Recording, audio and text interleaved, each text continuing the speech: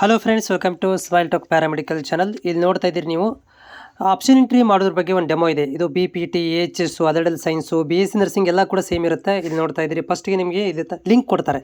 Link ಕೊಟ್ಟಲ್ಲಿ ಮೇಲೆ ನೀವು ಏನು ಮಾಡಬೇಕು, CET ನಂಬರನ್ನು ಹಾಕಬೇಕು ರೀ.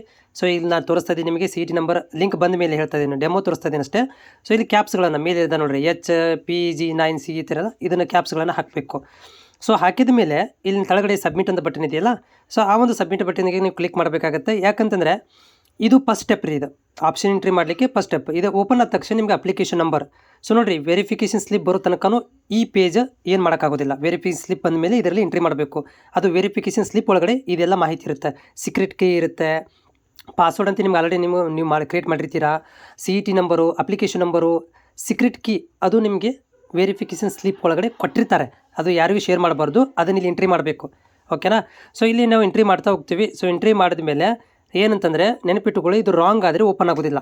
ಸೀಕ್ರೆಟ್ ಕೀ ಎಲ್ಲರಿಗೂ ಯೂನಿಕ್ ಆಗಿರುತ್ತೆ, ಇದು ರಾಂಗ್ ಬರೆದ್ರೆ ಓಪನ್ ಆಗೋದಿಲ್ಲ. ಆಮೇಲೆ ಪಾಸ್ವರ್ಡ್ ನೋಡಿರಿ, ಅದನ್ನು ಕೂಡ ನೀವು ನೆನಪಿಟ್ಕೊಂಡಿರಬೇಕು.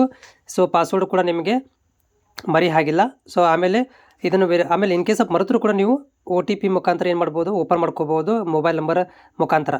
ಓಕೆ. ಸೊ ಆಮೇಲೆ ನೋಡಿ ಇಲ್ಲಿ ಪಾಸ್ವರ್ಡ್ ಎಲ್ಲನೂ ಬರೀ ಸ್ಲಿಪ್ ಎಲ್ಲ ಹಾಕಿದ ಮೇಲೆ ಸೊ ನೆಕ್ಸ್ಟ್ ನಿಮಗೆ ಓಪನ್ ಆಗುತ್ತೆ ಈ ರೀತಿ ಪೇಜ್.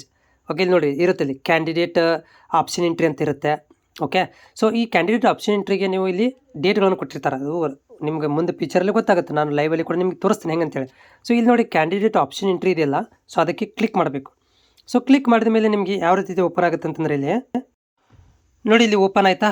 ಸೊ ಓಪನ್ ಆದ ಮೇಲೆ ಇಲ್ಲಿ ಅಗ್ರಿ ವಿತ್ ಮಾಡ್ಕೊಂಡು ನೀವು ಓಪನ್ ಮಾಡಿದರೆ ಇಲ್ಲಿ ನೋಡಿ 1 2 3 4 5. ಸೊ ನೋಡಿ ಇಲ್ಲಿ BSc ನರ್ಸಿಂಗಿಗೆ ಇಂಜಿನಿಯರಿಂಗು ಈ ಸಲ ಎಲ್ಲ ಪರ್ಮಿಷನ್ ಕೊಟ್ಟಿದ್ದಾರೆ. ಎಲ್ಲನೂ ಕೂಡ ಇಲ್ಲಿ ಓಪನ್ ಮಾಡ್ಬೋದು.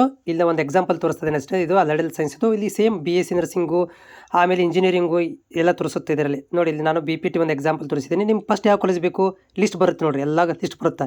ಇದರಲ್ಲಿ ಗೌರ್ಮೆಂಟ್ ಕಾಲೇಜು ಬರ್ತವೆ, ಪ್ರೈವೇಟ್ ಕಾಲೇಜು ಬರ್ತವೆ, ಎಲ್ಲ ಬಂದಿರ್ತವೆ. ಆದರೆ ನೀವು ಹುಡುಕಬೇಕಾಗತ್ತೆ, ಸರ್ಚ್ ಮಾಡಬೇಕು. ಓಕೆ. ಸರ್ಚ್ ಮಾಡಿಕೊಂಡು ಇಲ್ಲಿ ನೀವೇನು ಮಾಡಬೇಕಂದ್ರೆ ನೋಡಿ, ಅದರ್ಡಲ್ ಸೈನ್ಸು BPT ಎಲ್ಲ ಅಟ್ ಎ ಟೈಮ್ ಎಂಟ್ರಿ ಮಾಡ್ಬೋದು. ಓಕೆ. ಯಾವ್ದು ಬೇಕಾದನ್ನು ನಿಮಗೆ ಅದರ್ಡಲ್ ಸೈನ್ಸ್ ಫಸ್ಟಿಗೆ ಬೇಕಂದ್ರೆ ಅದನ್ನೇ ಎಂಟ್ರಿ ಮಾಡ್ಕೊಳ್ರಿ. BPT ಬೇಕಂದ್ರೆ BPT ಎಂಟ್ರಿ ಮಾಡ್ಕೊಳ್ಳಿ. ಅವೊಂದು ಆ ರೀತಿ ನೀವು ಇಲ್ಲಿ ಆಪ್ಷನ್ ಎಂಟ್ರಿಗಳನ್ನು ಮಾಡ್ಕೊಳ್ಬೋದು. ಸೊ ಇದು ಒಂದು ಡೆಮೋ ಥರ ತೋರಿಸ್ತಾ ಇದೆ ನಿಮಗೆ. ಮುಂದೆ ಫ್ಯೂಚರಲ್ಲೂ ಕೂಡ ನಿಮಗೆ BSc ನರ್ಸಿಂಗ್ ಬಂದಾಗ ಲೈವ್ ಡೆಮೋ ಅಂದರೆ ಆಪ್ಷನ್ ಎಂಟ್ರಿ ಕೊಟ್ಟಾಗ ನಿಮಗೆ ಪ್ಯೂರ್ ಆಗಿ ಒಂದು ಡೆಮೋನ್ಸ್ಟ್ರೇಷನನ್ನು ತೋರಿಸ್ತಾನೆ.